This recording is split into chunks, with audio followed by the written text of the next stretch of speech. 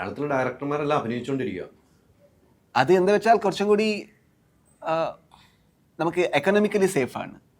ഇപ്പോൾ ഏത് ഇൻഡസ്ട്രിയിലും ഒരു പുതിയ ഡയറക്ടർ ഒരു നല്ല ഹിറ്റ് കൊടുത്താലും അവനക്കൊരു 7, 8, 10 കിട്ടും. ആ പടത്തേക്ക് അവൻ്റെ 2 years ഇൻവെസ്റ്റ്മെൻറ്റ് ഉണ്ട്. അവന് റൈറ്റിംഗ് സ്റ്റേജിൽ വരും. അപ്പോൾ 2 years ഒരു 7 lakh എത്രയായി? അപ്പോൾ അവൻ എങ്ങനെ ജീവിക്കുന്നത്? കൊച്ചിയിൽ എങ്ങനെ? അവൻ്റെ വീട്ടാണ് മലപ്പുറം. ഇവിടെ അത് ഹിറ്റടിച്ചാൽ ഇല്ലെങ്കിൽ അതും കിട്ടില്ലേ.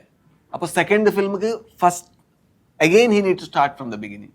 How much will you give him? 30 lakhs, 40 lakhs for how many years? Will he survive that long?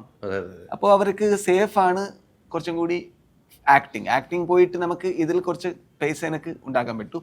അപ്പോൾ ഇവിടെ എനിക്ക് ഫ്രീ ആയിട്ട് എനിക്ക് വേണുള്ള ഒരു സബ്ജക്റ്റ് എനിക്ക് എടുക്കാൻ പറ്റും. ഡയറക്ടേഴ്സ് ഹീറോസ് പറഞ്ഞാൽ ഇതിൽ അപ്പോൾ ഇതെല്ലാം മാറും.